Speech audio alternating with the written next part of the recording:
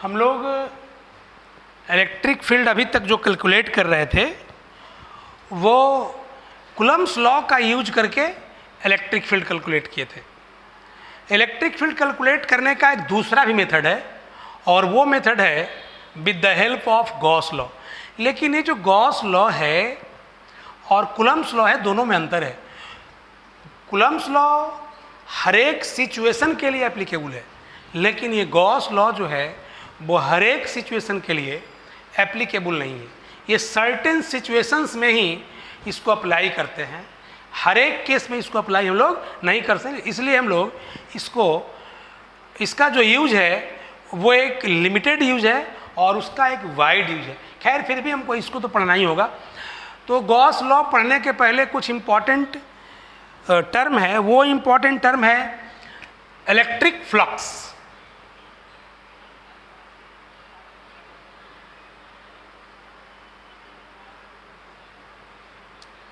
Electric flux, इसको हम लोग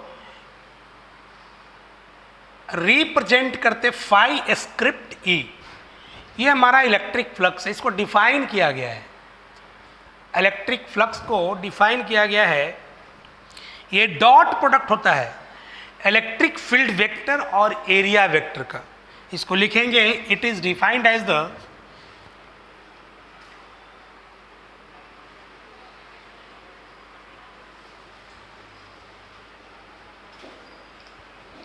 dot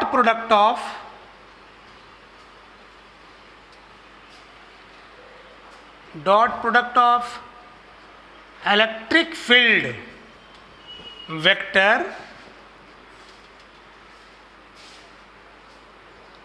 and area vector। Electric field vector and area vector. Mathematics में area जो है वेक्टर नहीं होता है, लेकिन फिजिक्स में एरिया को हम लोग वेक्टर क्वांटिटी मानते हैं। एज फॉर एग्जांपल मान लो ये बोर्ड है, ये बोर्ड, तो इसका एरिया जो होगा वो लेंथ मल्टीप्लाई ब्रेड्थ होगा। मैग्नीट्यूड तो बोल दिया, डायरेक्शन किधर होगा, तो इस प्लेन के परपेंडिकुलर अपवर्ड डायरेक्शन या परपेंडिकुलर डाउनवर्ड डायरेक्शन, मतलब या तो आउट की तरफ या इनटू उस तरफ। तो यही इस बोर्ड का डायरेक्शन होगा। मतलब एरिया अगर लेंगे तो एरिया को हम लोग फिजिक्स में वेक्टर मानते हैं, एज्यूम करते हैं, जिसका डायरेक्शन प्लेन के परपेंडिकुलर होता है। वो प्लेन के परपेंडिकुलर अप भी हो सकता है, प्लेन के परपेंडिकुलर डाउन भी हो सकता है। वो अकॉर्डिंग टू सिचुएशन हम लोग देखेंगे। तो इसको हम लोग फ्लक्स को डिफाइन करते हैं कि ये दो वेक्टर, एक इलेक्ट्रिक फील्ड वेक्टर और दूसरा एरिया वेक्टर, इसी का डॉट प्रोडक्ट जो है वो फ्लक्स कहलाता है। इसको आप मैथमेटिकली लिख सकते हैं।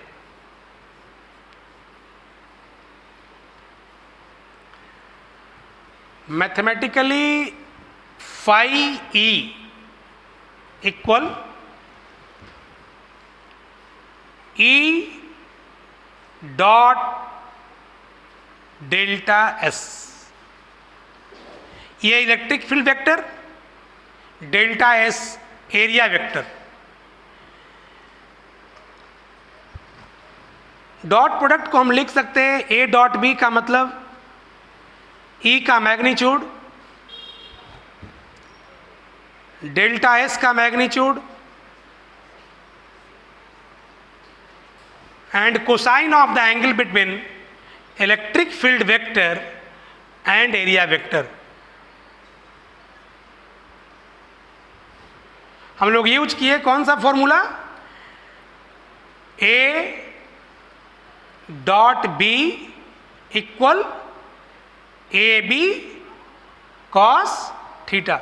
इसी फॉर्मूला का यहां पे यूज किए। अब डॉट प्रोडक्ट जो होता है इसको आप ऐसा भी लिख सकते हैं, मैग्नीट्यूड लिखने का तरीका ऐसा भी है, ई delta S cos theta, where theta is the angle between, where theta is the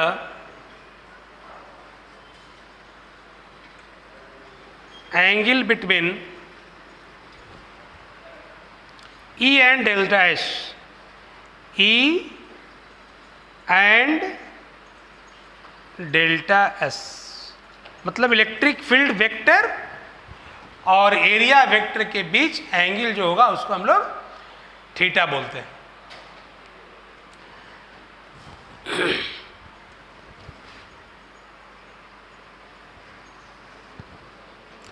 ये फ्लक्स जो होता है स्केलर क्वांटिटी होता है। It is a scalar quantity, ये हमारा स्केलर क्वांटिटी है। स्केलर का मतलब सिर्फ इसके पास मैग्नीट्यूड है, कोई डायरेक्शन नहीं है। इसके यूनिट की बात करें, ऐसा यूनिट लिखना हो तो इलेक्ट्रिक फील्ड का यूनिट न्यूटन पर कूलम्ब, न्यूटन पर कूलम्ब, और एरिया वेक्टर का यूनिट मीटर स्क्वायर। ये ट्रिगोनोमेट्रिक रेशियो है कॉस थीटा। तो कॉस थीटा जब ट्रिगोनोमेट्रिक रेशियो है तो ट्रिगोनोमेट्रिक रेशियो का कोई भी यूनिट नहीं होता है। आप इसको लिख सकते न्यूटन पर कूलम्ब मीटर स्क्वायर। इसको दूसरा तरीका से भी यूनिट लिख सकते, अनदर, कैसे कर सकते? Since V equal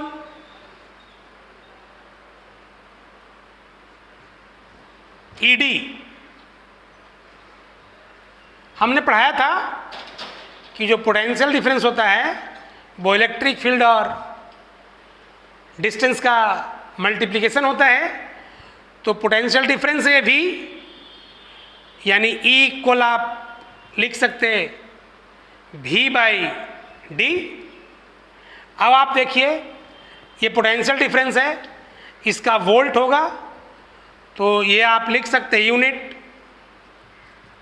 volt per metre, volt per metre. और अगर हम फिर यूज करें यहाँ पे तो unit of flux, unit of phi क्या होगा भाई? तो फाई का यूनिट ई, और ई के बदले volt per metre, volt per metre multiply metre square, metre square. तो ये मीटर स्क्वायर से ये कैंसिल होगा, ये वोल्ट मीटर भी होगा। यानी कोई बच्चा अगर इसको बोलता है कि फ्लक्स का यूनिट है, ये भी सही है, और अगर कोई बच्चा वोल्ट मीटर बोल रहा है तो ये भी सही है, कहीं कोई दिक्कत नहीं। हम लोग इस फ्लक्स का यूनिट देख लिया, फ्लक्स स्केलर है, इस बात को जान गया। अब हम इसका डायमेंशन भी निकाल लें, तो जो इसका डायमेंशन होगा उसको हम निकाल सकते बड़ा सिंपल तरीके से।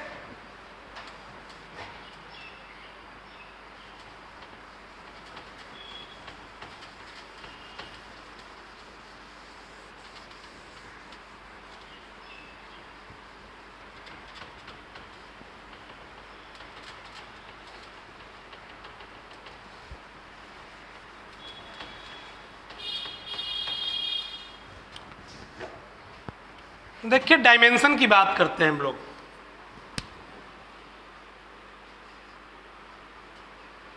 फ्लक्स का डायमेंशन क्या होगा? आप इस फॉर्मूला का भी, इस यूनिट से भी आप निकाल सकते, और नहीं तो फिर इससे भी आप निकाल सकते।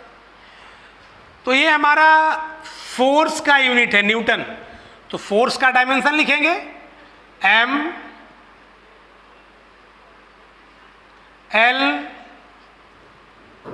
T -2, mLt-2 और ये कूलम्ब है। कूलम्ब को हम लोग लिखते हैं I, चार्ज हो गया ना, चार्ज का यूनिट है, तो चार्ज का यूनिट IT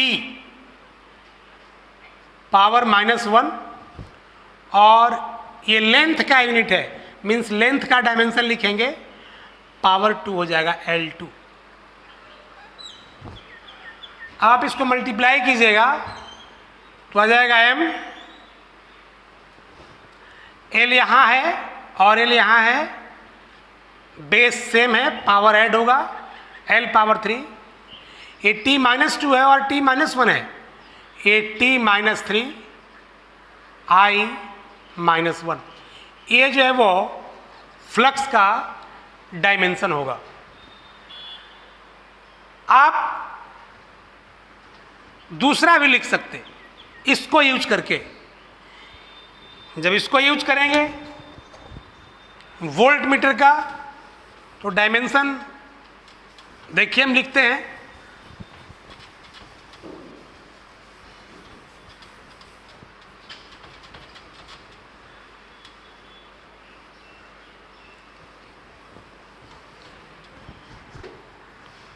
यही चीज आएगा mL3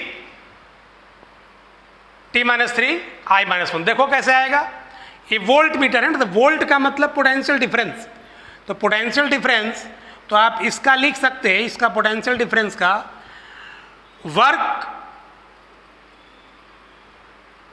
since W equal Q into V, तो V जो हो जाएगा W/Q, W/Q। अब हम लोग वोल्ट का लिख सकते हैं, तो क्या होगा, फ्लक्स का dimension, dimension of flux,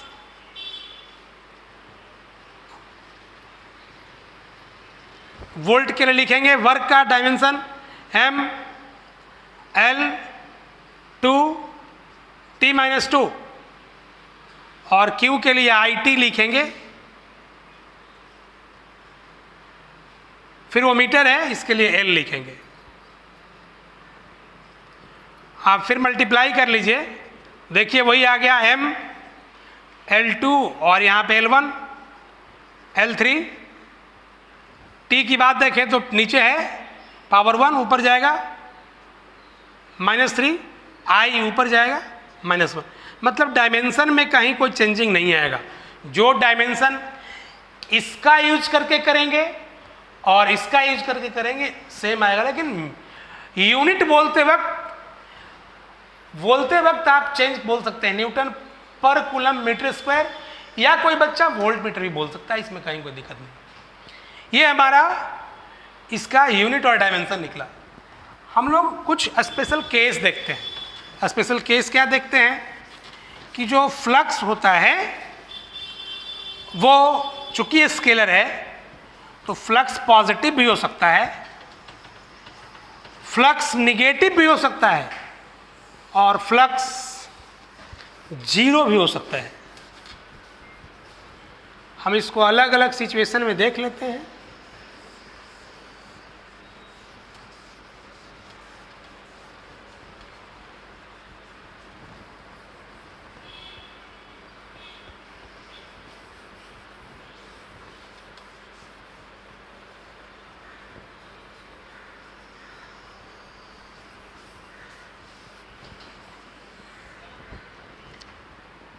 Case first,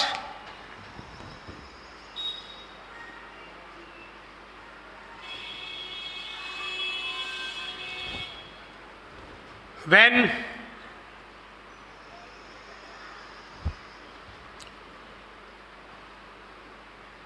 theta equal 0 degree, theta equal 0 का मतलब हुआ कि इलेक्ट्रिक फील्ड वेक्टर का डायरेक्शन और एरिया वेक्टर का डायरेक्शन सेम है, that is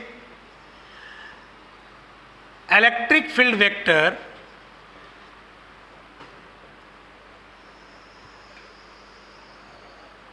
and area vector directed along same direction, एक ही डायरेक्शन में तब थीटा जो क्या हो जाएगा भाई, तो थीटा का वैल्यू 0 डिग्री हो जाएगा। और जब थीटा 0 होगा तो फ्लक्स का हम फॉर्मूला लिखवाए थे, E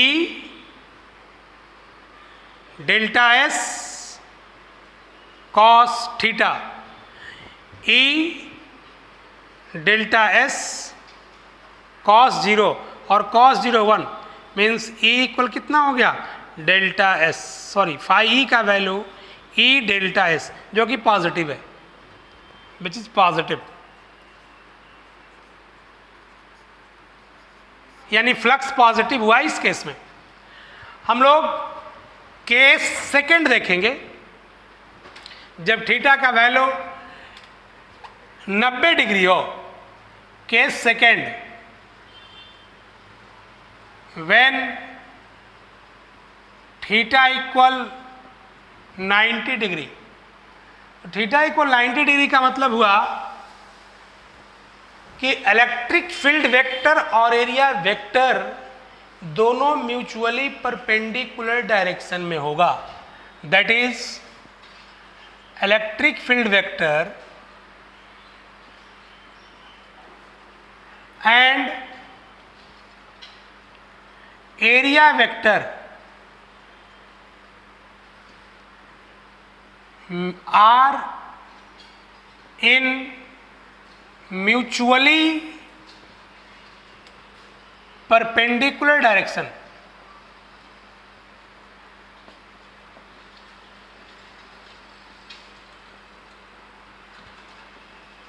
इसका मतलब E perpendicular to delta S।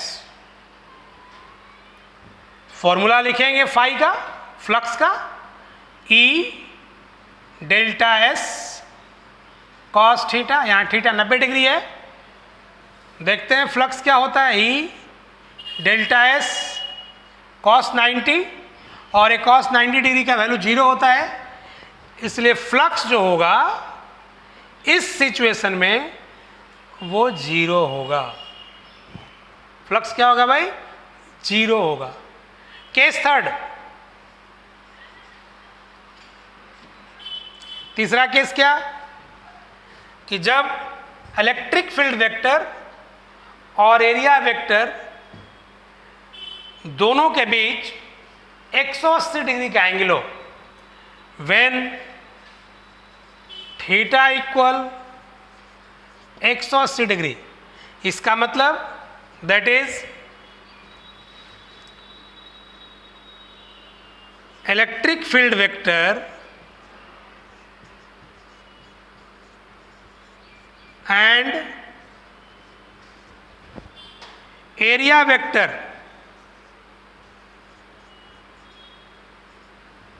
directed along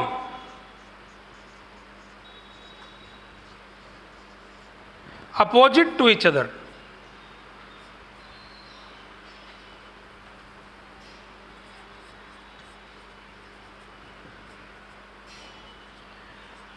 जब एक दूसरे के अपोजिट होगा, इसका मतलब कि E एंटी पैरेलल होगा एरिया का। जब E एंटी पैरेलल का सिंबल इस तरह से होता है, E एंटी पैरेलल होगा तो थीटा हमारा 180 डिग्री होगा। देखते हैं कि फ्लक्स क्या होता है। हम लोग फ्लक्स का जो फॉर्मूला है उसमें पुट करेंगे, थीटा का वैल्यू 180 डिग्री। तो यहाँ पे phi E delta S cos theta, E delta S cos 180 degree. ये जो फाई होगा वो माइनस E डेल्टा S, क्यों, चूँकि कॉस 180 डिग्री का वैल्यू -1 होता है। तो हम देखें कि जो फ्लक्स होता है वो पॉजिटिव हो सकता है, फ्लक्स जीरो हो सकता है, फ्लक्स नेगेटिव हो सकता है। Here flux is negative. चूंकि फ्लक्स जो है वो स्केलर है, मैं पहले इस बात को कहा था, तो स्केलर जो है वो पॉजिटिव हो सकता है, नेगेटिव हो सकता है और जीरो भी हो सकता है। ऐसा हम कहा था और मैं इसको प्रूव भी किया अलग अलग केस लेकर के। फिर बाकी जैसा भी सवाल देगा वो थीटा पे डिपेंड करेगा, थीटा का वैल्यू वेरी करेगा तो फ्लक्स का वैल्यू वेरी करेगा। इस पे सम क्वेश्चंस है, कुछ सवाल है, हम उसको बनवाते हैं। एनसीईआरटी का सवाल है, ये फ्लक्स पे ही सवाल है। और ये जो सवाल है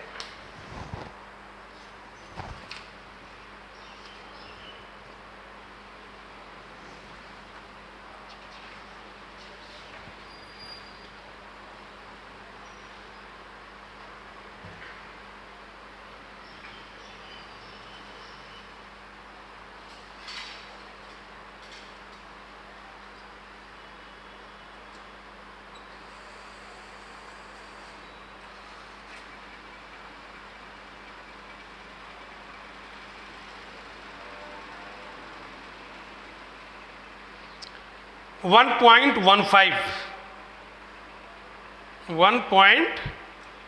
1.15 क्वेश्चन नंबर 1.15 एनसीईआरटी का question number 1.15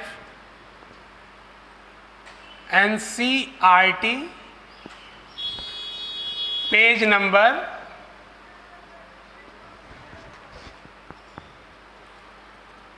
47।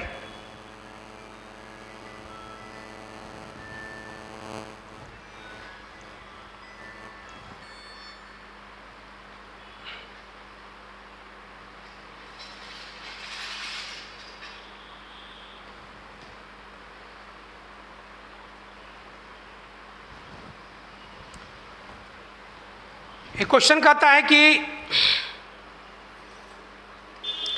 consider a uniform electric field E equal 3 into 10 to the power 3 I Newton per coulomb. What is the flux of this field through a square of 10 centimeter on a side whose plane is parallel to the YZ plane?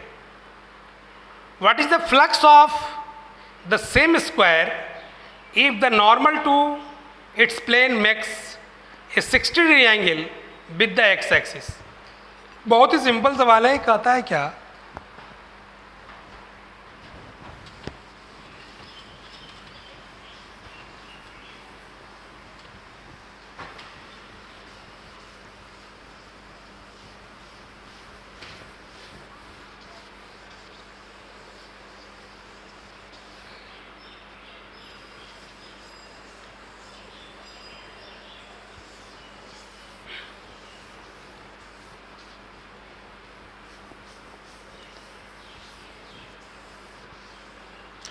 एक बात पहले समझना होगा हम लोगों को, x axis, Y axis और Z axis.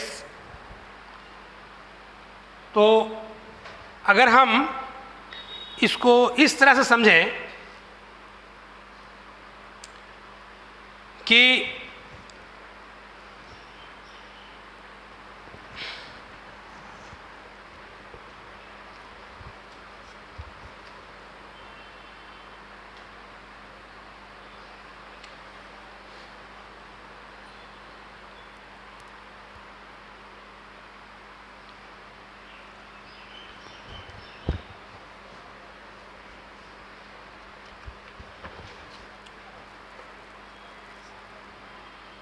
आप देखिए थोड़ा ढंग से इसको,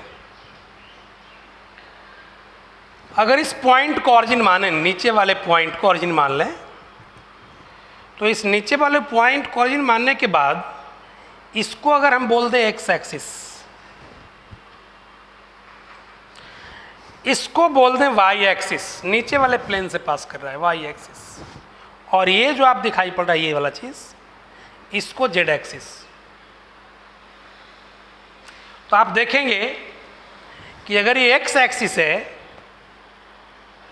और ये हमारा वाई एक्सिस है और ये जेड एक्सिस है, तो ये जो प्लेन आपको दिखाई पड़ रहा है ये कौन सा प्लेन होगा?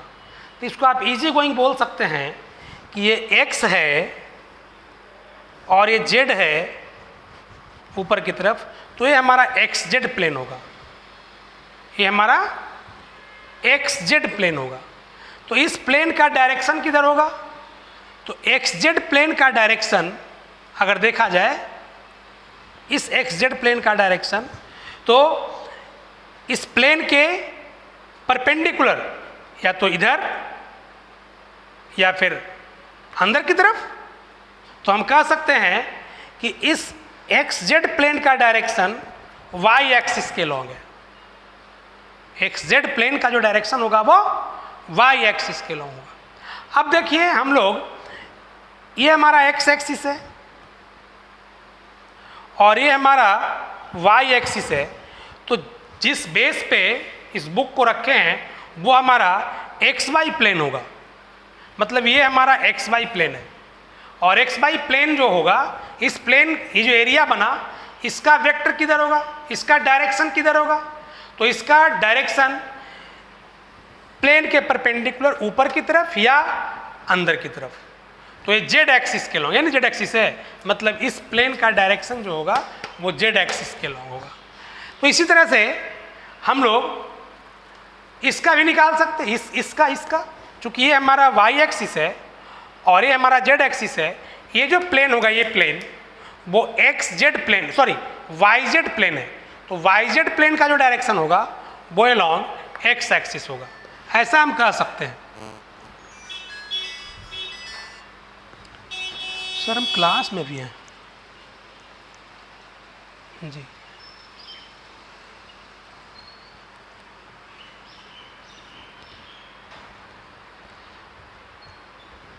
यहाँ पे इसी कॉन्सेप्ट को समझना है। सवाल बड़ा इजी है। ये एक सवाल कहता है कि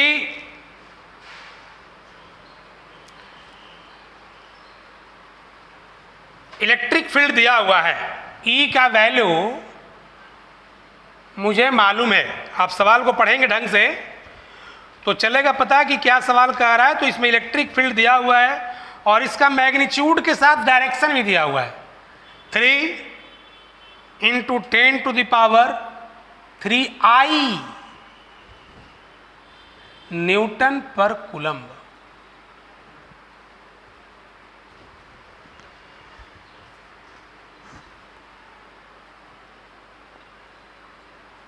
अब हमको क्या करना है कि फ्लक्स निकालना है। What is the flux of this field? इस फील्ड का फ्लक्स क्या होगा, किसके थ्रू? तो एक स्क्वायर है जिसका साइड 10 सेंटीमीटर है, तो side of square 10 centimetre, area कितना होगा भाई? 10 × 10 100 सेंटीमीटर स्क्वायर। लेकिन जो प्लेन है वो कहता है according to question y z plane है, तो वाई जेड प्लेन है, इसका मतलब कि इसका डायरेक्शन जो होगा वो अलोंग एक्स एक्सिस होगा, अलोंग एक्स एक्सिस। तो अलोंग एक्स एक्सिस के अलोंग यूनिट वेक्टर हम लोग आई लेते हैं, तो इसको आप लिख सकते हैं 100 I सेंटीमीटर स्क्वायर। इसको हम मीटर में कन्वर्ट करेंगे, क्यों? क्योंकि न्यूटन जो है वो ऐसा यूनिट है, ये सेंटीमीटर से जी यूनिट है। इसको हम बदलेंगे तो 100 I × 10⁻⁻⁴ मीटर स्क्वायर हो जाएगा। इसको आप लिखेंगे तो 10⁻⁻² I मीटर स्क्वायर। ये एरिया वेक्टर, ये डेल्टा S और ये E दोनों के बीच, चूंकि ये भी I और ये भी I, तो फ्लक्स जो हो जाएगा वो E.∆S। E का वैल्यू मुझे मालूम है, 3 इंटू 10⁻³ I डॉट 10⁻⁻² I, ये कितना हो जाएगा भाई? तो 3 इंटू 10⁻, बेस सेम है, पावर ऐड होगा 1, I डॉट I 1 होगा, since I dot I equal 1 होता है, और ये न्यूटन पर कूलम्ब मीटर स्क्वायर, यानी 30 न्यूटन पर कूलम्ब मीटर स्क्वायर, ये हमारा फ्लक्स का वैल्यू आएगा इस एरिया के थ्रू। क्वेश्चन कुछ आगे बढ़ाया है, क्वेश्चन का बी पार्ट कहता है,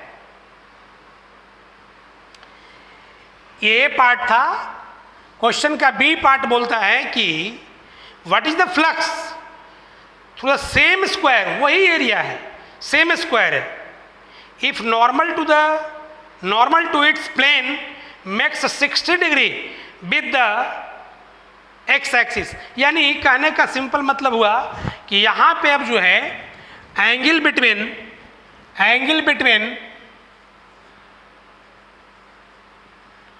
E and delta S equal 60 degree दिया हुआ है, तो फ्लक्स क्या हो जाएगा? Phi E equal E delta S cos theta. E मालूम है, E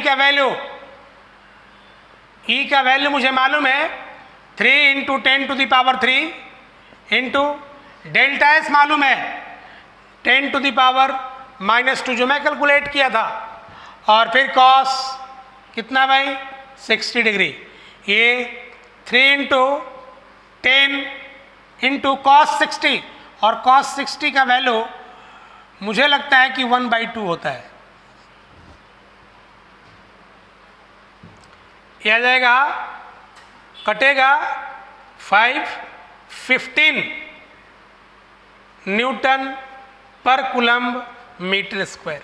आप इस तरीके से फ्लक्स का सवाल बनाएंगे। इसमें और भी क्वेश्चंस हैं फ्लक्स का, आप होमवर्क लिख लीजिए और इसको बनाइएगा एनसीईआरटी का सवाल।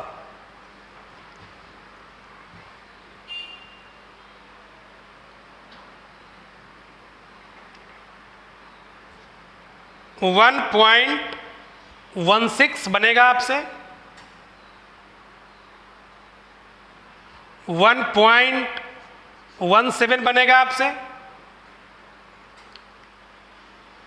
1.18 बनेगा,